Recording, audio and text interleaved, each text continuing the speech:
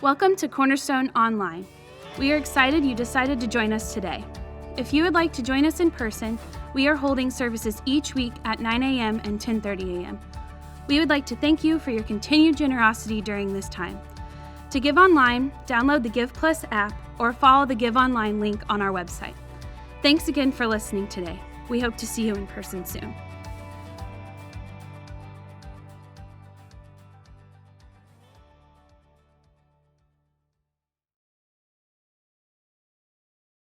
Well, I want to welcome Antron Brown to our Cornerstone Online. We're online because of all the pandemic situation that's going on, and so I thought to myself, with everything that's happening in our country right now, division and discord and just on and on, I thought I would really benefit from talking to Antron, getting your perspective on things. And I thought, well, hey, if I would benefit from it, then maybe we ought to film this and other people could benefit from it too. So welcome. I'm really glad that you agreed to come on. Well, Tim, I'm glad you had me on, and it has been rough times. That's all around us, and it hurts, and you hurt. Like, it hurts me and my family and a lot of people that I've known, and you can see instead of all of it bringing people together, it's actually dividing people, and that's Right. something that, like when we're brothers and sisters of Christ, it's like, it hurts you because, like, our foundations are built on love. You know what I mean? Love. And it kills me what you see on the news, because most of the time the news is never good news, it's bad news. Yeah, I totally get that and agree. And here at Cornerstone, of course, you're a member here, and what we always say here is we're following Jesus and showing others the way. Yes. And man, if you're following Jesus, I mean, one thing we know about Jesus, he was not a racist. No. We know Jesus was not a hypocrite. Mm-mm. And I just wonder, what do you think Jesus would say? I mean, if he was here right now, talking to us, talking to our nation, what do you think Jesus would say to us? Man, I know one thing is that I know that he'll look at each and every one of us and look at us and say, okay, what are you showing? Where's the love? Mm-hmm. You know what I mean? And the hardest part is that what I see is that, people are going back and reliving the pain and opening up wounds and scabs that were healed. You know what I mean? And that's the hardest part for me to see, is where I even see my own family members, or see relatives, and I see friends, and everybody has different perspectives and they take it in their own perspective. But the thing about it is that they're not thinking about us being together. Mm-hmm. You know what I mean? Sure. And that kills me, and that hurts me, because I've always been a type of person that's like, you pick the positive out of everything in life. You pick the positive and you grow from it. And the negative stuff we always fall short on, but we need to learn from it. And like, when you read all the books in the Bible and you go through it, what do we learn? We learn from everybody's tragedy, from their testimony, and from their mistakes. And you can see how God has his hand in there, and he's steering them. He brings us through that tragedy so we can be better. And I'm like, okay, well, how's this going to make us better? Right. You know what I mean? Don't let the devil pull us apart. How can we bring it together and get stronger from it? And Yeah, I noticed I'm doing this series in 1 Corinthians right now, Mm-hmm. and I'm at chapter 13. Like, chapter 13 is the love chapter. I mean, Yes, most people yes. have heard that at weddings and that kind of thing. And the way Paul introduces that is he says, and now I will show you the most excellent way. And then he starts describing, what love is like. I mean, that you're not boastful, and Yes. you're not proud, and you don't delight in evil, and on it goes. And I'd be interested in knowing how you think Paul might talk to us. I mean, we know what Jesus would Yes. say, but I mean, Paul chimes in there too, doesn't he? Oh, absolutely. And like when you read through Corinthians, it is funny, because we all go to that, because I actually married a few people. You know what I mean? And, Really? It was hilarious, because I go through it, and it makes you, and when you read in, and you want to actually encourage them, because you're a sounding gong if you have never loved. Sure. You get what I mean? Or you're Yeah. clamping simple, Or, I mean, I know all the different deals in Corinthians when it talks about it, you know what I mean? And it tells you how you're supposed to honor each other and what you're supposed to do for each other. And what it boils down and actually says is that basically love, at the same time, it has to be on both sides. Like, one person can't love. It will never work because it's a constant work. Like, love is a choice. It's not a feeling. Like, a lot of people think love is like a feeling. It's a choice that we choose. And if you can't love yourself, you can't love somebody else. And if you can't love somebody else, how can you say that you love God? You know what I mean? You can't. And that's the most crucial part that I see, is that I think that's one thing that we're all leaving out. Like, that's what's happening in today's world. Just from the epidemic where it just tore people apart. You know, with the social distancing, you can't hug no more, you can't do no more. And then you walk in a grocery store and people are looking at you like funny. And then after we have, like, you know, we're still going through that, then the whole thing comes up with Floyd. And that was just a horrible tragedy. Right. You get what I mean? To ever do that to any human being. You get what I mean? And Exactly. You're just like, man, I'm like, how do we get through this? You know what? And it's not being divided. It's about coming back to the table again and understand what the foundation is. And my foundation is LOVE. Right. And me too. And, you know, thinking about Floyd, I couldn't believe it. I just could not imagine that someone would give themselves permission to treat another person like that. And I was thinking back to when I was a kid, 13 years old, when Dr. Martin Luther King Jr. was assassinated. And I was the one in my family that saw it on the news first. And I went to my parents. They happened to be in the other room. And I broke the news to them. And they were so sad and just so shocked.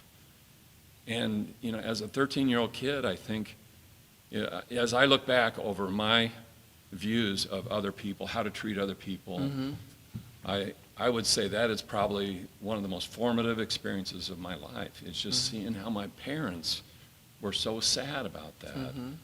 And it taught me a lot. And, I mean, other than the Bible, I'd say my parents' example was the biggest formative experience. So, I mean, we're all being formed. So what formed you in your view about other people and family, friends, nations? What formed you? Well, I can tell you one thing is that my great-grandmom, God bless her soul, you know, she passed away back in 2013. And she was 97 years old. Whoa.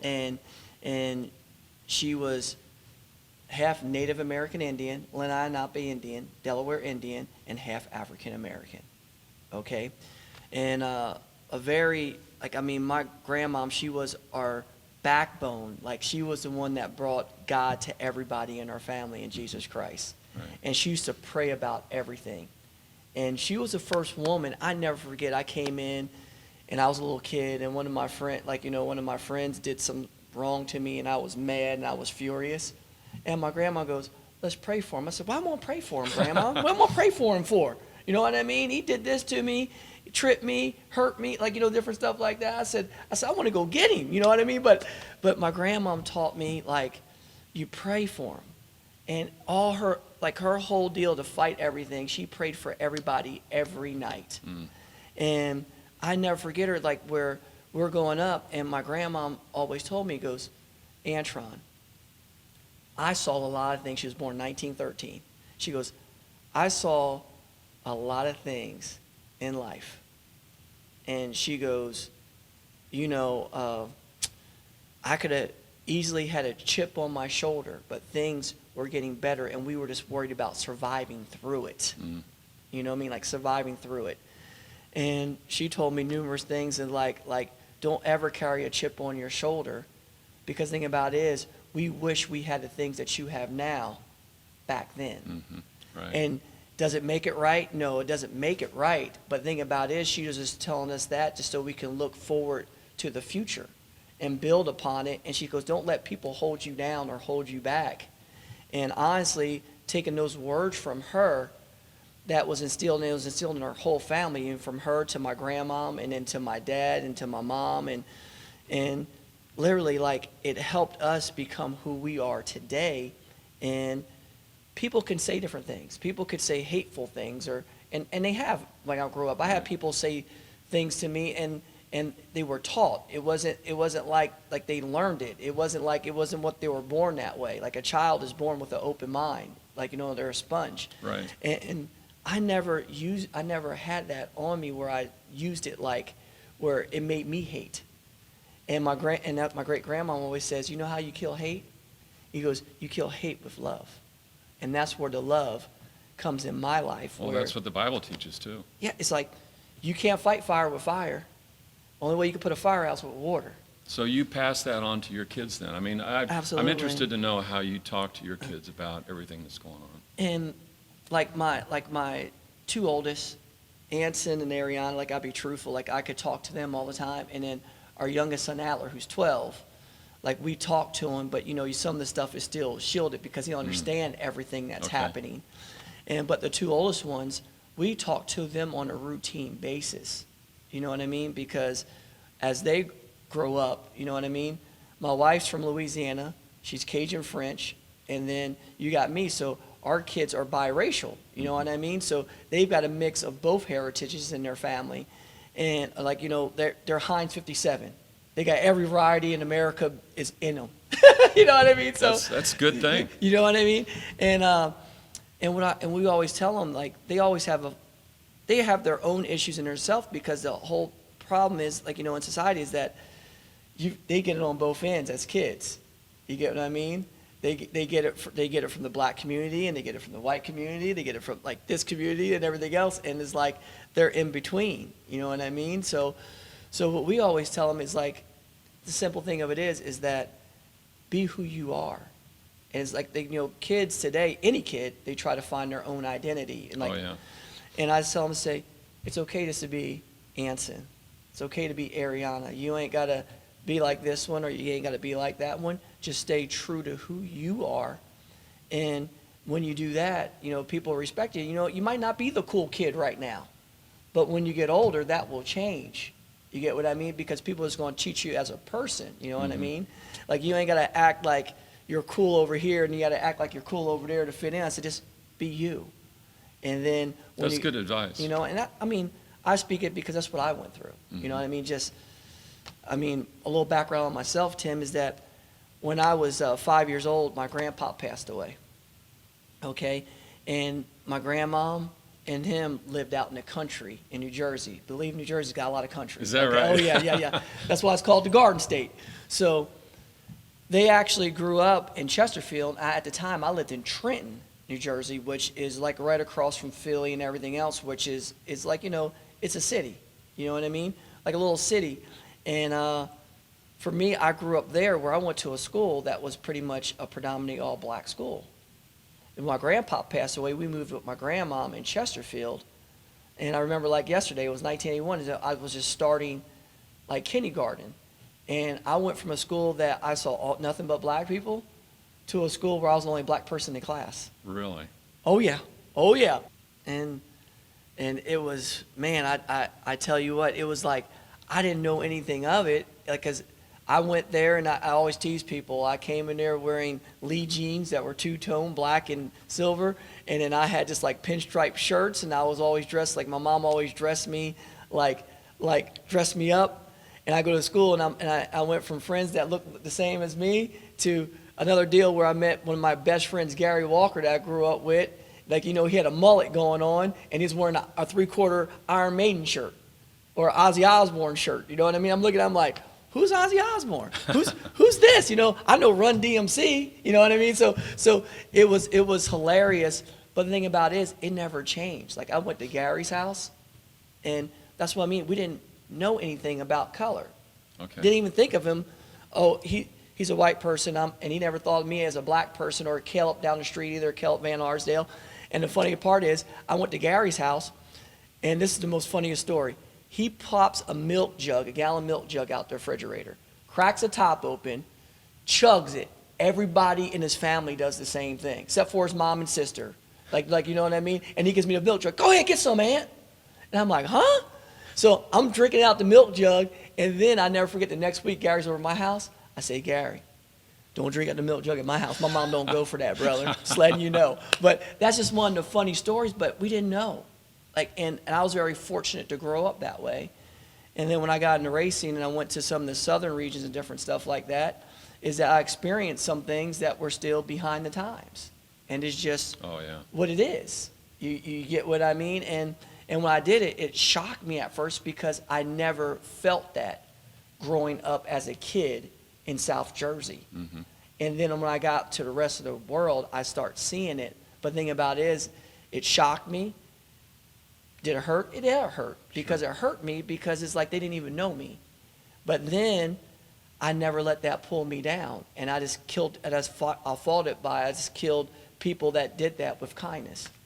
Yeah, you kind of are talking about profiling a little bit.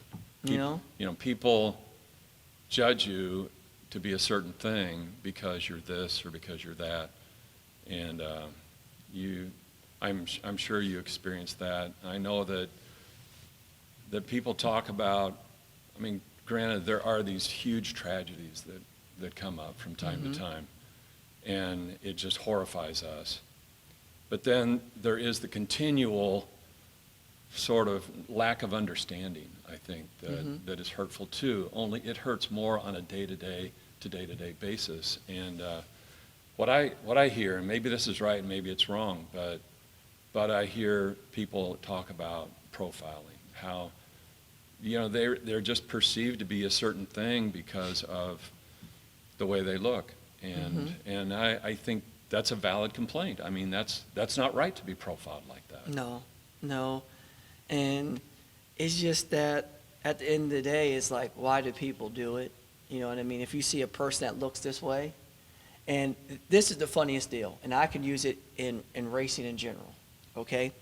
And we have sponsors out there, right? Right. I don't care who you are, what you look like, where you come from, what you're wearing, or how you're doing. I'm going to treat everybody the same. I don't care. It doesn't bother me. Because the thing about it is, I know sometimes I'll walk in Lowe's, and I'm beat up because I've been in the crawl space of my house fixing plumbing. You know what I mean? Dirt in my hair, or insulation over here, don't make a difference. It's what it is. Well, the funniest part of it is, there was one guy walked around the track and nobody knew, wearing flip-flops, looked beat up and everything else.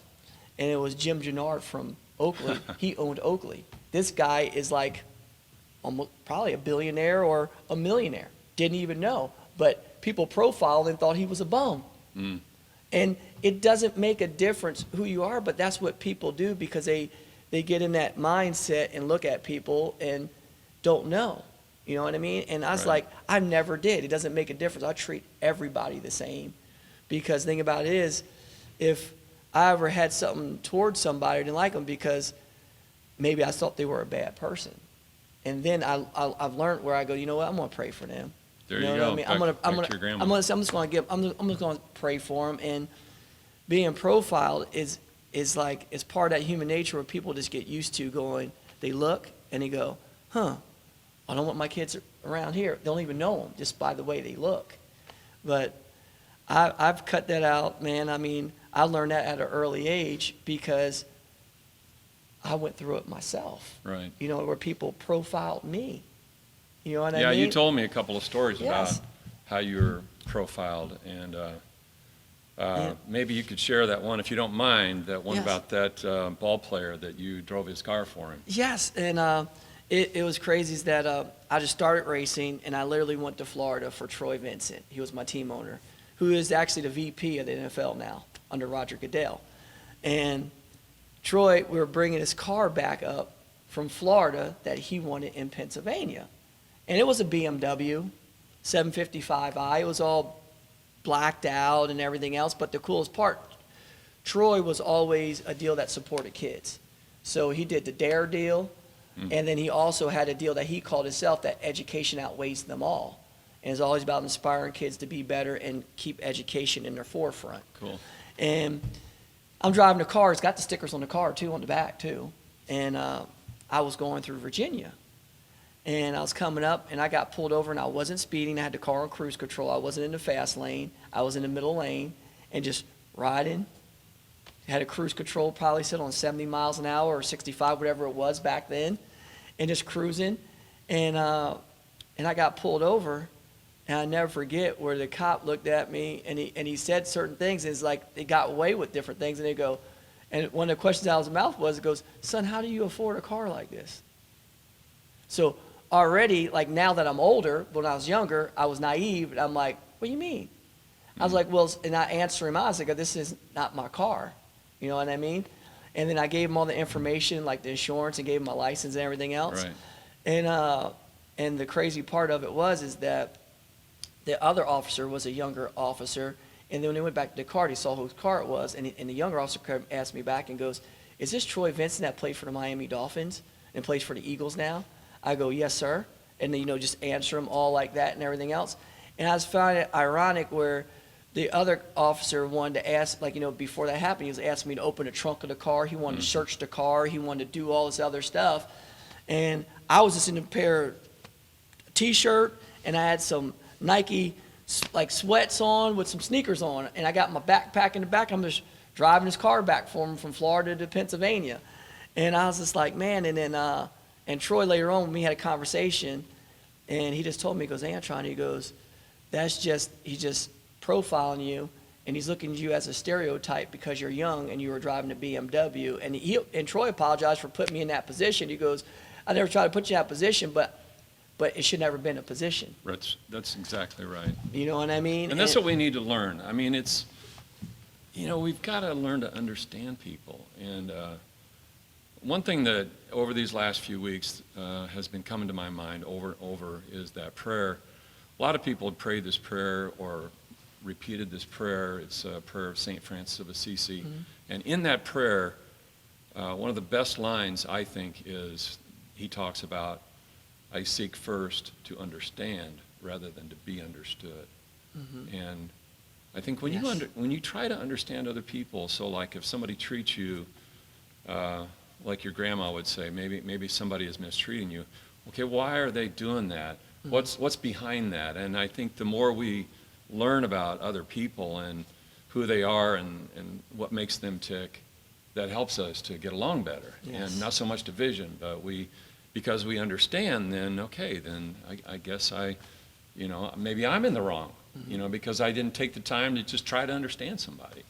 Yeah, one thing that I've learned through my life to this point is that before I used to always, I think a lot of people, including myself, especially when I was younger, I used to always think about the path I'm on, like my vision, like my lane. Like I stay in my lane and keep in my lane. And think about it, as I got older, I've learned to say, if I was in this person's shoes, how would I literally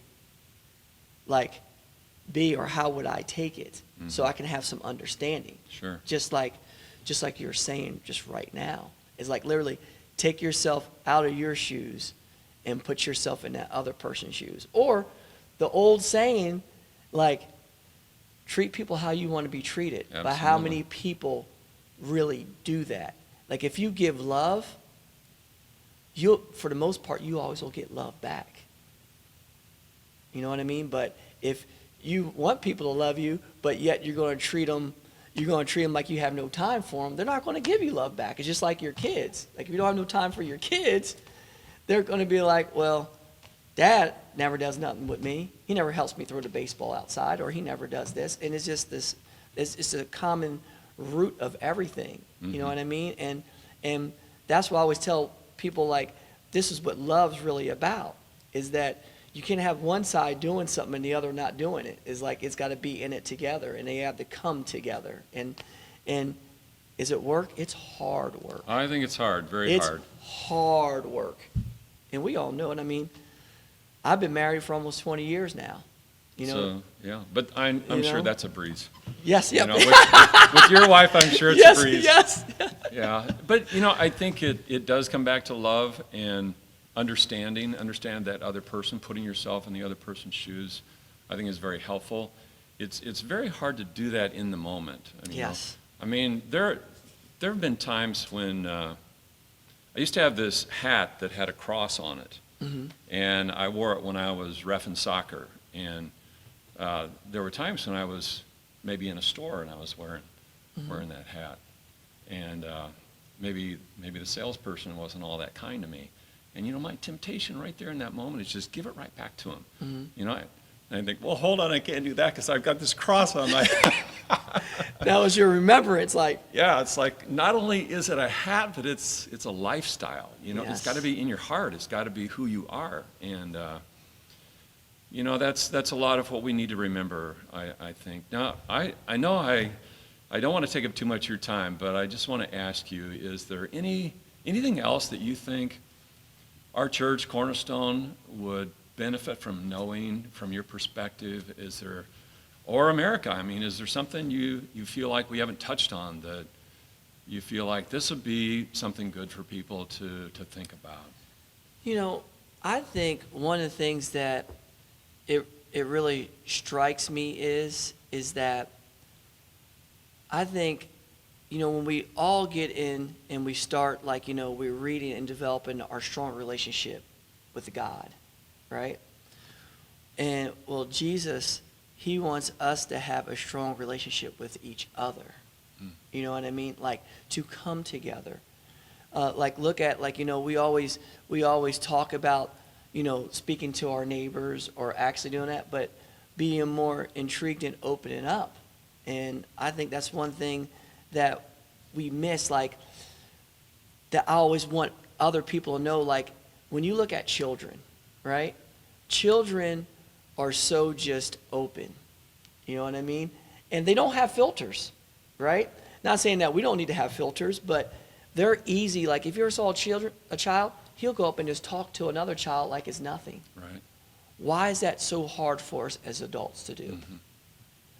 But it's so easy for us to get on social media and be open. Right. Nice in person and mean on the internet. Exactly. But the thing about it is, it's okay to be open and say what's on your heart, but let's communicate together better as adults. You know what I mean? If children can do it, why can't we do it? Right. You know what I mean? Maybe that's why Jesus said that if you don't become like a little child, you'll not enter the kingdom of heaven. Absolutely. And I look at it all the time. You know what I mean? And I'm just like, why can't we be like that more with each other? And I know I'm not scared to talk to anybody. Like, I'll talk to anybody. Even if somebody's irate, I can even talk to them and say, okay, all right, let's just talk this out. You know what I mean? Ain't no need to being red and about to pop like a volcano. Let's calm this situation down. And I deal with different people like that all the time, and we get a lot more out of it by talking to one another and communicating openly to one another in person. Yeah, you're right, and it makes me think of the scripture where I think it's in the Proverbs where the statement is made: "A gentle answer turns away wrath." Yes. And I can see you in that role as the person with the gentle answer, and then all of a sudden it just diffuses the whole situation. And I don't really see a lot of gentle answers or statements being made in our country, and I think maybe getting back to the Bible and getting back to the Lord Jesus Christ that's the church. I mean, that's our job. That's our responsibility. We've got to preach it. And I think in these times, I think this is what is making everybody lean towards. You know what I mean? And especially for a lot of us that don't use him or are using him as that spare tire, as we always call it. Like, he's not driving the car. It's like, but now the whole world's got 4 flats, and they got nothing else but to depend on God, period. You know what I mean? And I think that's where we all need to be. We need to get back on that, get those 4 tires back on and take off their tires, because they're finding out real quick that they're not in control. And the only thing that we're doing is causing chaos. Instead of just like, all right, how do we get back on the right track? I like that. Mean? 4 flat tires. That really says it. And that's where we're at right now, no matter which way you look at it, and we're getting it from every angle. Yeah. Well, I think that this conversation has helped me a lot. I really appreciate your perspective. you've really added a lot of value, I think, to our Cornerstone Online. Yeah. And God bless you. Thank you so much for sharing from your heart. And I'm just hoping and praying that a lot of people will listen to this and they'll think about, hey, maybe a gentle answer is the way to go, or maybe I've got a flat tire and I need to ask the Lord to help me and put him in the driver's seat. So God bless you, and I appreciate it, may Tim. your blessing be, may the Lord's blessing be on you and all your family. Antron, Appreciate really it. appreciate Thank you you, as my brother. brother in Christ. Amen, brother. I do too. I love being part of this family, and Cornerstone has given us a place that we can lean on that helps us, you know what I mean, all the time. And the whole congregation is just it's a beautiful congregation, but the only way we do it is together. Exactly. And I can say amen to that.